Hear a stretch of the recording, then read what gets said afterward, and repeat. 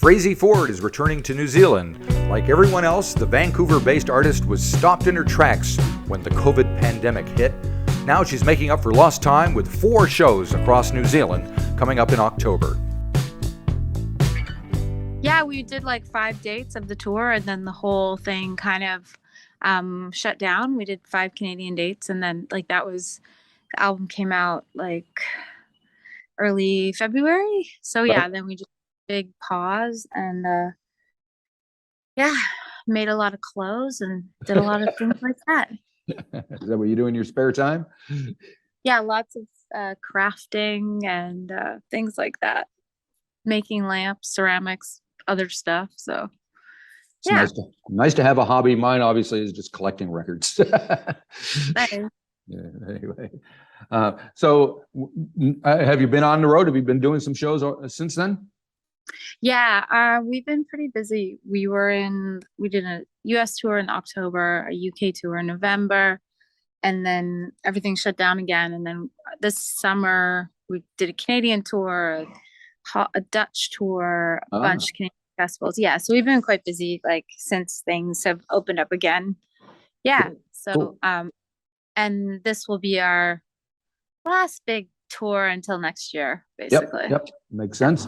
So when you come, are you coming with a band or solo? What can we expect from the show? Yeah, the full band will be there. Yeah, and just the full band. So yeah, we're really excited. We love I mean I've only ever played that one show in Auckland. Right. And it was amazing, so beautiful there. And we always love we're excited to see a bit more of New Zealand this time around. Right. Cool. So the most recent album is You Can Be the Sun. So Yeah. I assume we're going to hear a few tunes off of that. So tell me a little bit of the story behind the record, if you don't mind. The record, it kind of came together in a way that's very different than any other record I did.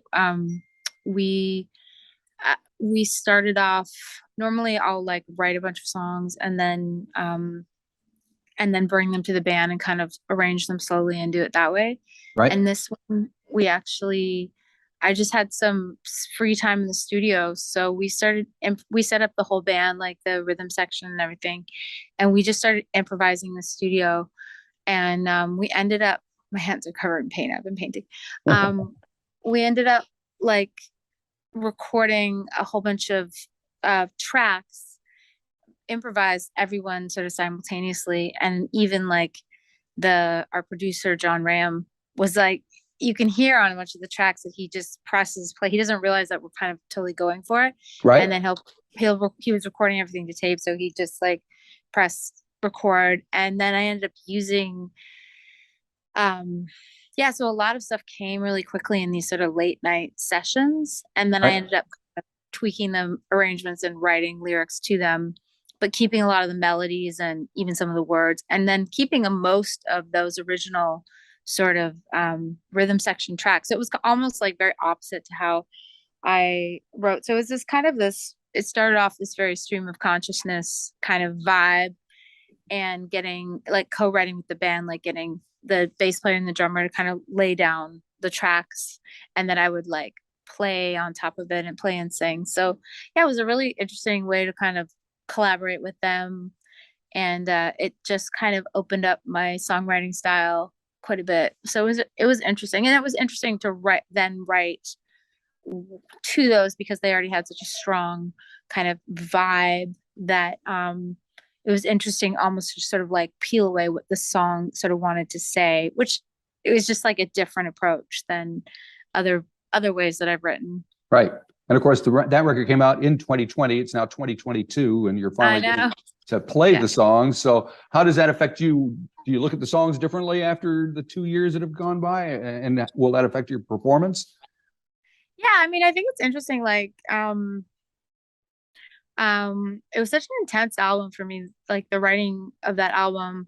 And because I had like while I was writing it, I had 2 kind of family deaths, like 6 months. And I was already kind of heading into this sort of hermitage almost for quite a while. And then we finished the album, and And then it was like the whole world kind of went into this like hermitage phase. Everybody's in And isolation. Yes. yeah, it was interesting. It was like suddenly everybody joined me in the space that I was already in. And Yep. then but it was very strange to not perform the album. Like we did 5 shows. We snuck up to the Yukon at one point and did a couple shows, but that was it. As you do. As you do. But like it felt like the last shows on earth. And I think they were. Yeah. But it was interesting to kind of recognize, because I've been doing this for a long time, that until I perform the songs to an audience, it's almost like they're not finished. Right. There's the phase where you write them, there's a phase where you record them. And I realized that until you have that experience of like playing them in a room with people, that's when they really kind of become what they are. And that experience of that exchange is so crucial to the sort of, just like the spiritual kind of journey that you go on, where you go really internal and then you make art and then you share it, and that kind of in that sort of communion space is when, even for me, like the meanings of things, or that kind of repetition of a track and how it sits in the set. And it was just I really came to appreciate how important that part of the art is. Right.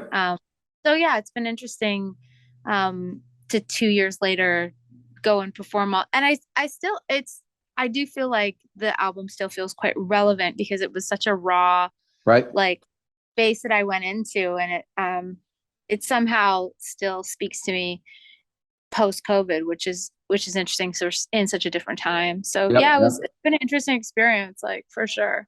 I guess you got to get closure on it. That's kind of the you do. Yeah.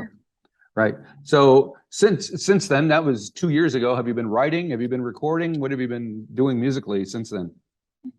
Basically, when I finish an album, I don't generally write for a while. I'm not someone who writes all the time, or like there's so many different kind of outlets that I have, and I tend to spend a lot of time like painting or doing ceramics, or just kind of freeing myself from, because it's such a long process when you're writing and then recording.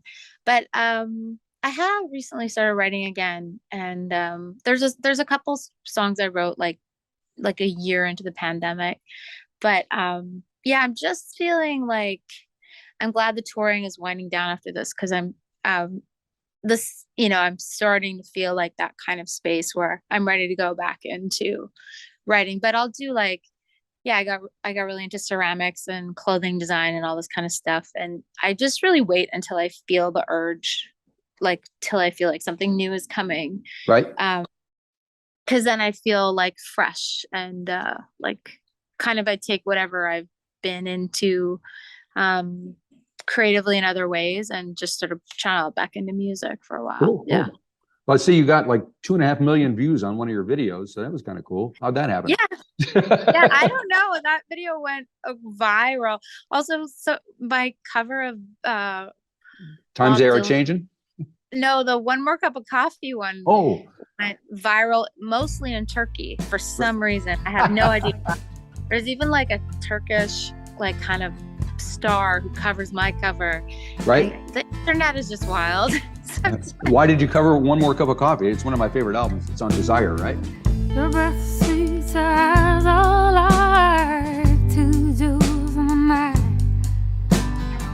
Your back straight, your hair is smooth on the pillow where you lie.